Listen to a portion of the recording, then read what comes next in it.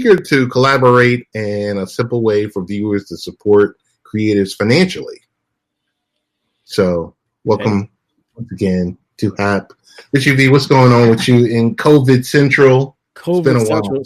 Staying away from COVID Central. First, I'm going to say, I'm going to hope that we have someone who's watching us, who knows us from our other late night parents broadcasts and podcasts and radio shows. Thank you for joining us. Thanks for following us. We miss you. I mean, yeah, I know. I have been kind of out of pocket like the better part of the last year as we've transitioned, and of course COVID's hit us all and hit us hard. But we're still here, we're still doing well, still maintaining life as we always have, just haven't been broadcasting as much.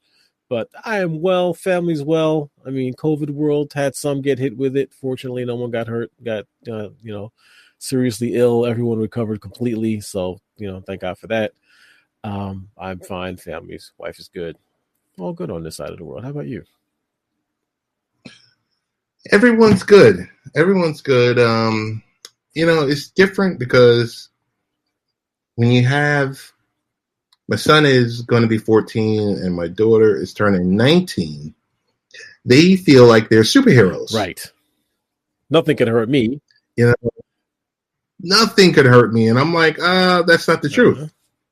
It's the farthest thing from the truth. So you spend enough time speaking with them about, going out and hanging out amongst their friends, but understanding at the same time we were both their age, right. And dealing with an issues that they have to deal with today. They're used to, hanging with the friends, but for the most part, this has worked out because for my son, he's been in a virtual world playing, his friends on Xbox and everything else like that. So that hasn't changed. But my daughter is more, into her friends and everything else like that. That's just been kind of a headache because, you're explaining this stuff to her and I'm like, you do get what we're trying to say here, don't you? And the answer mostly is probably no, because I'm looking at it like, okay, so how many people out there, adults, not getting political at all, or trying not to, right? How many people out there that are saying that, no, it's not real. No, this is not an issue. No, you don't have to worry about it. I mean, of course, there was, the legitimate questions at the beginning of, do the youth even have to worry about it? Age, we already know, is definitely an active factor in this. But how do you get them to understand that, it's not just a cold. It's not just the flu. You can get it. The potential is there for you to get ill enough so this really seriously affects you. And like you said, for a 19-year-old girl who wants to hang out with her friends like every other 19-year-old girl, and there's nothing wrong with that in and of itself, how do you really get them to understand that, you got to be careful. You can't be out there running around. You got to do the social distancing.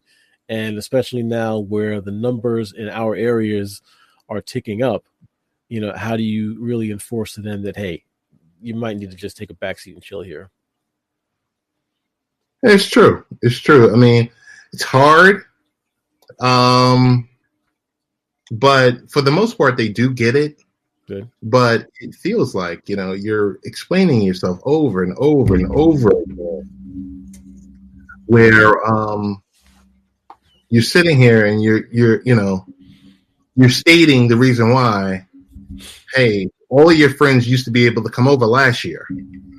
Right. But that's not an option now. I don't know. It's hard to the extent. I mean, they do get it, but sometimes they do just seem to forget.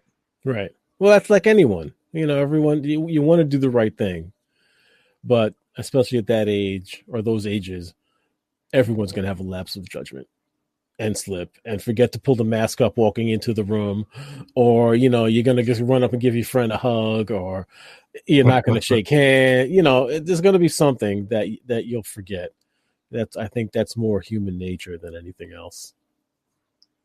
Yeah, it's true. That's true. So it's good things that are happening. We're hearing a lot about the vaccine and, from Moderna and Pfizer and everything else. A little concerning about the doses and the news as we get it. There's concern about what, kind of the after effects of this. You can't drink alcohol for 2 months, or you can't do this, or, if you have extreme allergies, you're being told not to take it. Oh, see, I haven't heard that yet. I haven't been following all this initial news very deeply, only because I think, one, so much is going to come out fast and furious. You have different information based on the different provider, the different manufacturer. You have what they're still learning about it day by day as they get more and more return and more results. And then, like you said, there's so many issues and questions on, well, one, how are they physically going to get this around and deployed to as many people as possible? They are now starting to figure out or determine or establish who will be the first ones to receive it. We got family members who are in healthcare and also being cared for, and first responders, the elderly, those in the nursing homes, they'll be the first ones to get it. So that's good news to hear, but still, you kind of wonder, well, will those first ones to get it be like round 2 of trials without anyone really knowing? Will they be, deeply following that group just to see what any after effects are, or if there's any change to the protocols on how it's given? You got to worry about all those things. And then, like you said, every other day now, you kind of hear a little different information about, all right, well, you get it, but you're going to have to get another within a month, or you get it, but you're going to feel sick like you had the flu for a couple of days afterwards, and that's just a side effect. Or like you said, you have to control your drinking or whatever other intake possibly.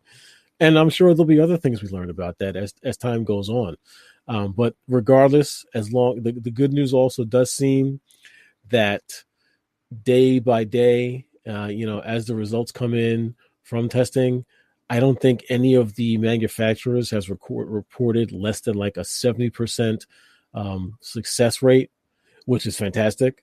Was it Pfizer's was saying 90% effective rate? Right. So light at the end of the tunnel. I mean, still, and regardless of the effective rate of what is being given, again, it's going to take months to get this into everyone's hands until you get to what some call the herd immunity, to where we're at the point where, there's enough people who have been immunized where it can block and control transmission to someone who's not immunized. So we've got time still. We're looking at 6 months before this is, really, really under control. So we're still looking at the summer. There's an article on New York Times that we're going to republish on, portions of it on latenightparent.com, where you can see where you fit, what's your number. Like, I'm like number 248 million to receive this vaccine. Right. Because, you got to look at the criteria based on, are you a health worker? Are you a senior? Are you, do you have any specific issues? But want to say a big shout out to Pablo de la Hoya and Peter Bittner from Seattle. Question: what's the key to staying sane as parents in the daily life until the vaccine? Well, flexibility. I think for me, your kid's a little bit older, Rich. It's like you got to be flexible. You got to be flexible. You got to understand. It's like I stay on my son about keeping that mask over his nose. Mm-hmm. I think it goes beyond also the what you have to do as far as keeping them healthy. It's also what you have to do to keep them engaged and to understand that this is all temporary. They are, and none of us, no child, which of course we all were at one time, is going to understand at the time that what you're going through now will be something you'll talk about when you're older, when you're an adult, when you're 40. Like, oh yeah, I remember when we had COVID-19 and all the things we had to do to get through it. What you want to do to stay sane until there's a vaccine is whatever you've been doing. I mean, it should make it a little easier knowing that, all right, there is hope. Depending on the age of your children. I mean, I don't envy anyone who's got, a toddler or a sub-toddler right now, because you've got to be there engaged with them 24/7. You look forward to them going to sleep. But you can also use this as time to really, engage and get to know your child. I mean, there's people, let's face it, everyone's got to work. And if you're one of the fortunate ones where one of the parents can be home and one of the parents can work, that's great. You're going to bond, they're going to build that relationship. But now, we're all at home. If we've got a position that allows us to be, or, if unemployed, God forbid. But use this time just to get to know your child. Use this time to bond with your child. I mean, no matter what happens with COVID, you can still go outside. I mean, you've got a little one. Yeah. You've got a toddler. You can go out. You can go to the park. You can still have fun. You can still do things with them. Or you just get out and get air. Show them things that you may think they may not have been exposed to before. This is the time for sure. Reading books. Build that movie library, pick something to watch, and teaching. You can do the job, and I guess need to do the job, right? If they're not in school 5 days a week like they used to be, and no one is, you can pick up that role of teacher and little things. I'm not saying, sit there and put up a desk and put a chalkboard up and start going over the basics, but informally you can do it. And you can turn this negative into a huge positive, because again, they're going to remember this in a year, for the rest of their lives. For the rest of their lives. And you can very easily make it something that they remember with good feelings instead of with dread. It's true. Pablo chimes in and says, I'm pretty worried about how people are reacting to the second dose, not looking forward to being in bed all day. I heard something about that as well. Basically, yeah, especially for like 2 or 3 days, you feel like you got the flu and you're ill. I have no idea what to say to that. I feel the same way, Pablo. I mean, I don't, luckily have not gotten it, so I don't know what it felt like. Don't want that feeling. However, I'd rather be down for a day or two, knowing that it's temporary and knowing why I'm down for that day or two, than living with the fear and concern of catching it and not knowing.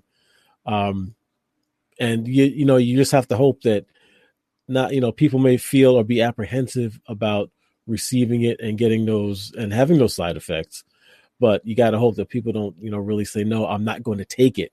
And that's the worst possible thing. That's the worst option out there, is to say, I don't want to get into anti-vaxxers. I want to stay positive, because we got to get to in my head, you got to get to 70%. So you got to get to 231.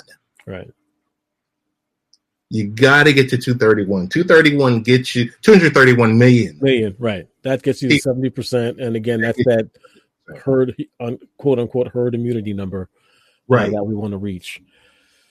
I don't know. It's, who was it that made the joke? You want to get people to take it, offer them money. Yeah.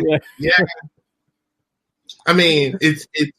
I heard something, and this is not fact checked or anything else like that, but I heard it's going to cost everyone 85 cents.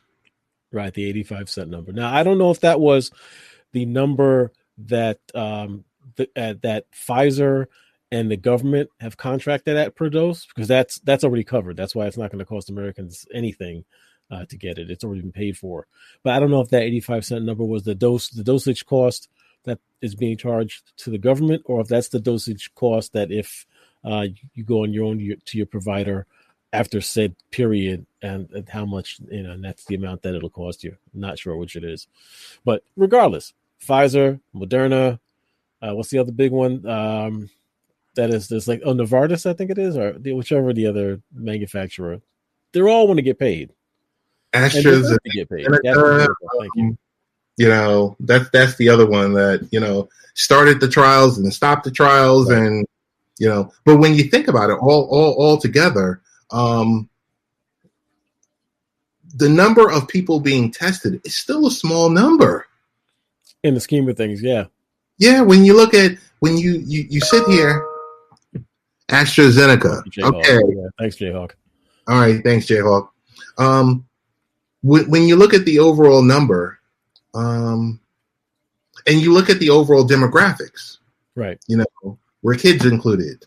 Were minorities included? Yes, was specific age ranges included, and you kind of look at the overall number, and then you take that and you have to apply it against that 231 number. That's where I get a little nervous. Yeah. I don't know. So you have to think just the ways that statistics work, right? Even though you're not breaking down demographically the testing, you're still doing it in a universal way, right? So it's just being tested across the board, across the U.S. So some of that will average itself out. You'll have a high number of whatever the number of tests that were done in, we'll say, in lower income areas that we know already are being stricken or being hit harder than this. Those numbers will be higher, but then you'll have the testing that's done out in, the Midwest where there's just less transmission possibilities and where there's a less of an impact, and that'll average out into the overall numbers. But something that I think you mentioned before that just as important, or actually more important than the positivity rate, is the hospitalization rate, because that's where we can look and say, all right, well, this X amount of number of people who are affected or who are positive, but then take that percentage and then look at the number of people in hospitals and say, all right, this is the percentage of those who are positive who we can expect to be seriously negatively impacted. And watching that number is the number we got to be concerned with as far as wave 2, which is already here. Do you remember when we dropped below 50,000, the hospitalization rate, and then it seems like you blinked your eye and it became 98,000. Yep. Next thing you know, it's at 105,000. And then, along with that, you have, I hate to say it, but the refrigerated trucks outside of these hospitals. Yeah. And, you're above capacity. Over by me, NYU Hospital, believe it or not, I had a friend who wanted to, I don't know, they weren't feeling well. Mm-hmm. Hospitals at capacity. They had to turn them away. Wow. This shouldn't be a surprise now, for those out there. Ted and I are both New Yorkers. We're both actually on Long Island. So we have, and I say, again, politics notwithstanding, I say we are lucky where we live because our governor took it very seriously because he had to, because he was on the front line and tried to enforce and put in place as many policies as possible to protect the citizens. Forget your politics. So we've got a lot of information that we should have learned from and taken away, because, we went from being the worst, hardest affected, most stressed infrastructure to being to the point where, we could say, all right, you can take back the USS Cole. We don't need it. Thank you. Or we can disassemble the hospitals that were put together, like at the Javits Center. We don't need it now. Thank you. And we had the numbers going down. In some way, I wonder if human nature is at fault for what we're seeing now, because it was almost like, oh, okay, so we just did this. We shut completely down for 2 or 3 weeks, and no one went outside or did anything.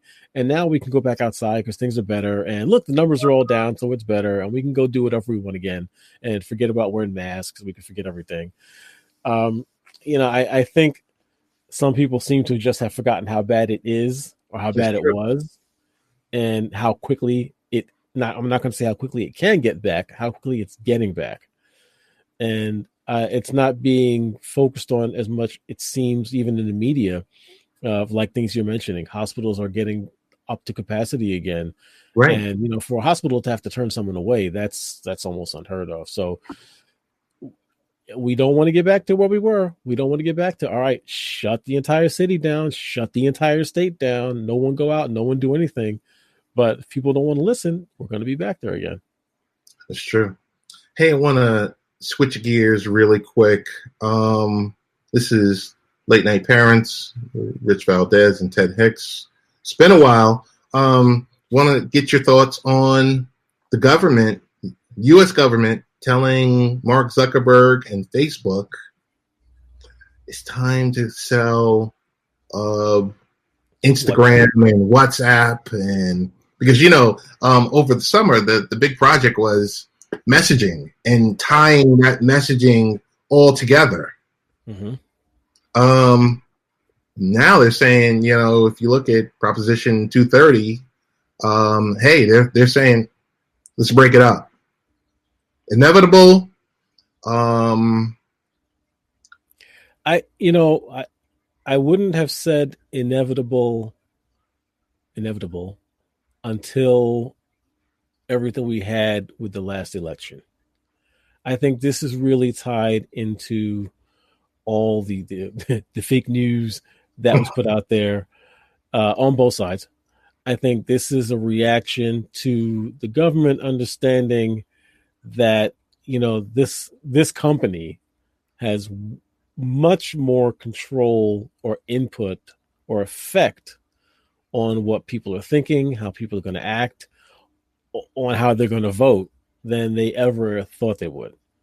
Okay. And just how easy it is for someone to put something out there that's false information and rile up their troops and rile up their, I don't even want to say constituents. Well, I'm going to leave it at rile up their troops to a frenzy in believing whatever it was that was put out there.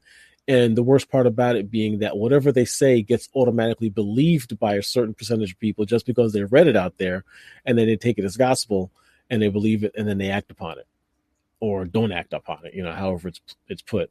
I don't think the government ever understood really just the impact that these platforms can and would have until now. Yeah, impact, overall power, basically becoming like an oligarch, Right. operating as much as they say they weren't news, you're operating as a news organization with 1.5 or close to 2 billion journalists that are unchecked. Right. And that's the thing. I mean, I get their argument in saying that they're not a news organization because they don't say anything. They don't put any information out there. They're almost not even the publisher. They're just the media by which the information gets disseminated. Yeah, it's just the media. Yeah, but they've got to understand that they do have responsibility when inaccurate information like that is put out there. And then you look kind of, it almost, I'm trying to relate it to, something similar with AT&T back in the 80s. And, when there was basically one phone company where everything was put through, AT&T managed long distance, AT&T managed, your phone and in your house, all the way across the communications across the country and across the world. And the government said, nah, that's too much. We got to break you up. Now, if you look at that and the baby bells as they were back then in the 80s, when everything got broken up and, it was regional, and then you had the one piece of AT&T that remained as the long distance company. What has happened over the last 30 years? It's almost all back together as one. Half the baby bells merged into others. They became from 7 to like 3, which I think is even less now. AT&T is still the monster that it was, and it's grown back again. So, it kind of corrected itself. I see some of this same thing happening over time. Yeah, let's say they break it up, right? Let's go out there. Fine. Okay. Facebook just becomes a social media platform again, but there's going to be regulations that come down on that, which that might be the whole side thing here. It has to. Mm-hmm. I think there's more to it. When you have a tool that's in 190 countries, right, Come on. Right. So what are you gonna do? How do you regulate it? And what do you enforce them to then become the editors? Do you force them to say, all right, you can provide this service to, the billions of people that you do, but you have to monitor it and do your best to ensure that no one tells a lie on the service. I mean, how do you do that? How do you make them responsible for that? And then there's the other pieces of it. Let's go to the WhatsApp side of it, because everyone loved that because it's encrypted and it's more private and everything else. You're just letting people talk there. So what's to regulate? Well, I mean, you're allowing potentially some seedy characters that could have their conversations using that app. Mm-hmm. Like you said, it's when they say it is monitored. Is it really monitored when you look at the overall user base? Right. I remember like maybe 3 or 4 years ago, we did a show and we were talking about Facebook Live. And remember at the time, it was like maybe 2016, 2015, we were talking about, there was a violent crime performed on Facebook Live. And then we got into who's monitoring this. Yes. And then at the time, Zuckerberg said, hey, we're going to hire 3,000 people. And I'm like, I'm looking at the overall number. I'm like, but you got 1 billion accounts. Yeah. That can go live at any given time. Yeah, I wouldn't pretend to have the answer to that question. I don't know.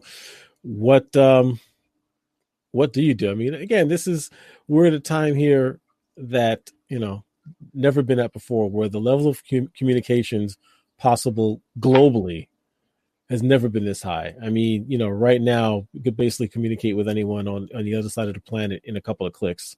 Yes. Privately or not privately. And then you also have to look at, with this information crossing borders, the rules and regulations we have in the United States are much more broad and much more free than the rules in other countries. And do you make that the responsibility of regional, since we're talking about Facebook, I'm just going to say Facebook as a name, but there's the regional provider to monitor based upon their rules? Or is this a company-wide thing? Or do you have to break it down then and say, all right, well, it's Facebook US and then Facebook Europe and Facebook China, Facebook Russia, and they all have to operate separately? Do you force them to break it up like that? Just the rabbit hole that they're going to have to go down when they start these conversations is unbelievable. But I don't know where it all ends. What do we end up with when they come to whatever conclusions and rules that they come up with? I don't know. That will remain to be seen. We'll keep an eye on it.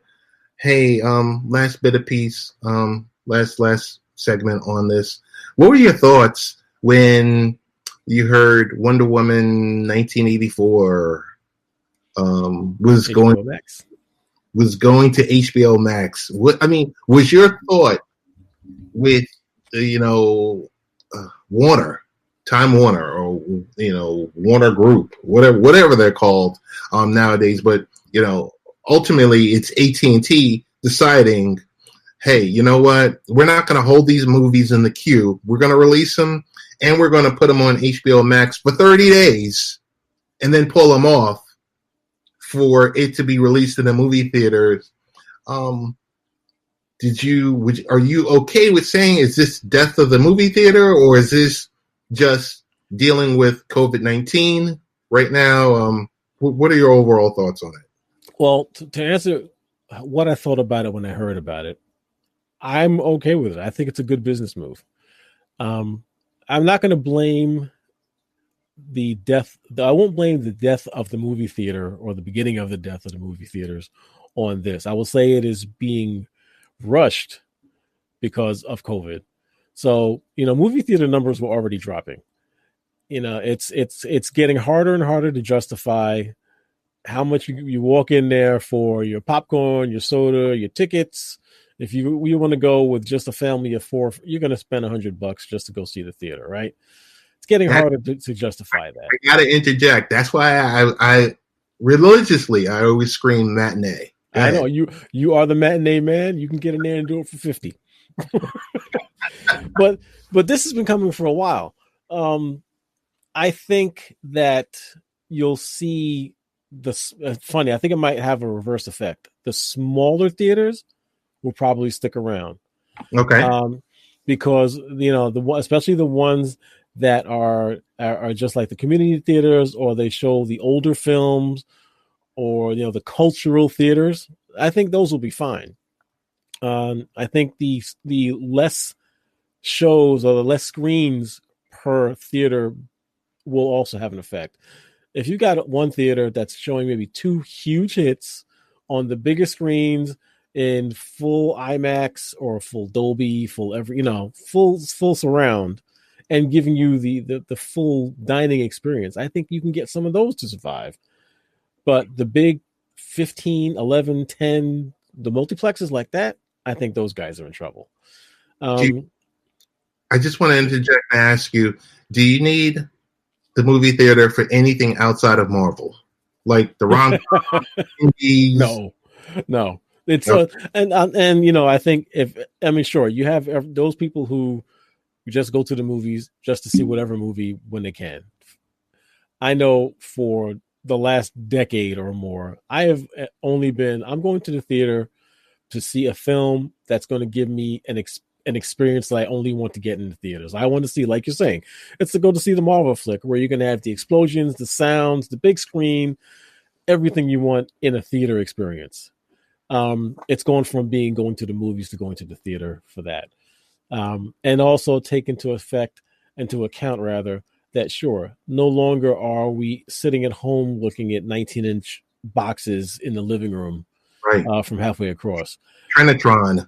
Exactly. No more. I mean, everyone's you can sit there and throw that 65 on your wall for less than $500 and then throw a sound system in there, and you can have a true theater experience for like $1,000.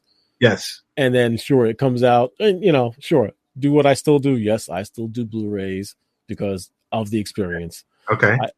But you do that, you've got a full theater experience and you're happy, and you're not spending that money. It can pay for itself if you're a regular theater goer within a couple of years easily. But theaters will never fully go away. No. That's just it. But yeah, I think we're looking at the beginning of the end of the big multiplexes.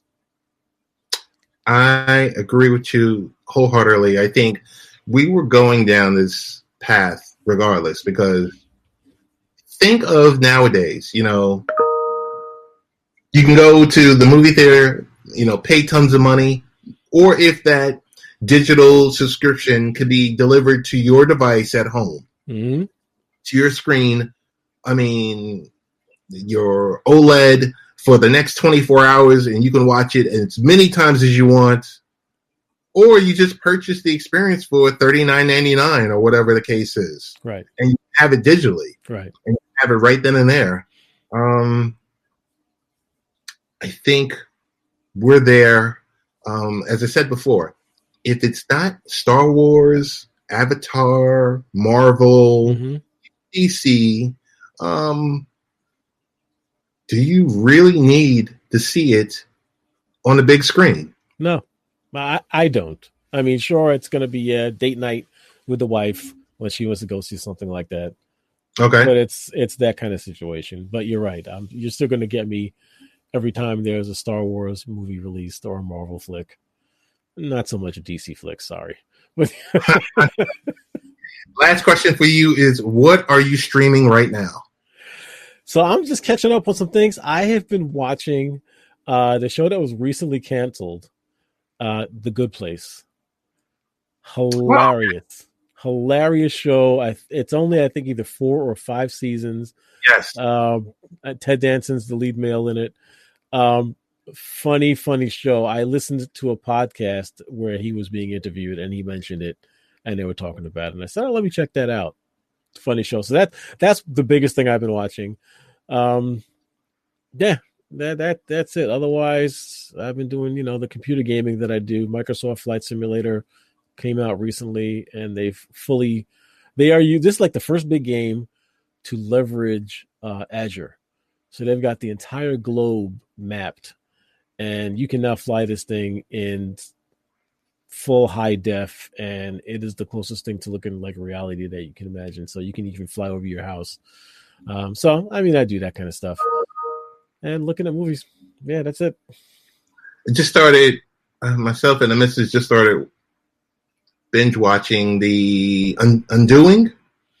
I am 3 episodes into that. We watched the first 2 episodes last night. Pretty good so far. Yeah. Pretty good so far. Outside of that, is there any? I don't want to talk Mandalorian with you yet.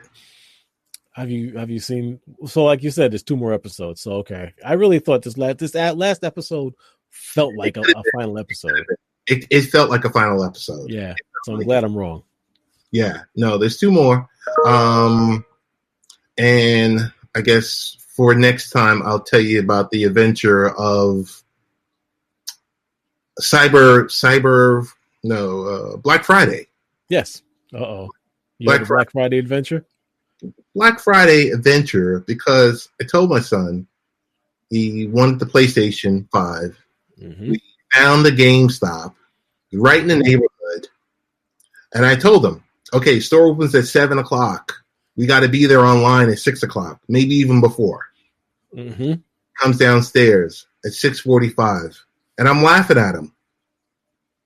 Totally laughing at him. Because I was like, this is the best you can offer. So we drove over there. You got the police there. You got the line as long as can be spilling out into the streets.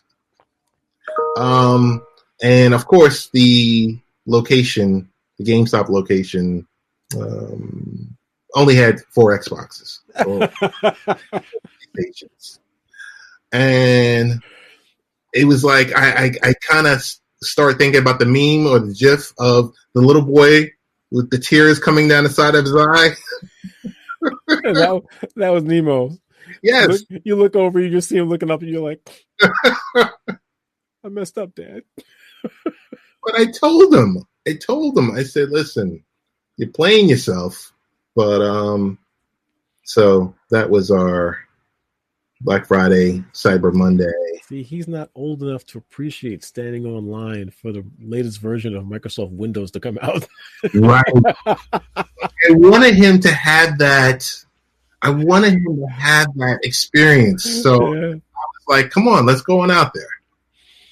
I was like, let's see. But like I said, I told him, if you don't do it early enough, you're going to be done. Mm-hmm. Early enough at 4 a.m. or spending the night. I saw people out there spending, and I'm like, it's not that serious. Oh. It's not that serious. All right, and it's been great to use this tool. Yep. HAPS. It's a great tool which allows you to connect to all your various social media connections. The digital studio, all online. Everything's online with this tool. You can go to haps.tv, HAPPS.tv to sign up, get involved, live stream, talk about whatever you want to talk about. Download the app. And you're ready to go. Yep, and subscribe to us, please. We will be back on a regular basis. This is pretty good. First time using it here. I'd like to see some more of the features, see what other capabilities that it has. But subscribe to us, support us. Those who sent some awards, thank you very much. We appreciate it. We are first timers, so thank you, Peter, and everyone else who joined us, had questions. We hope we get to see you again soon. We will be back. We'll be around. And if you have anything you'd like us to discuss, any comments, any topics you'd like, any other questions, please send them to us. We'll answer them. Absolutely. All right. Talk to you later. All right. Have a great night, everybody.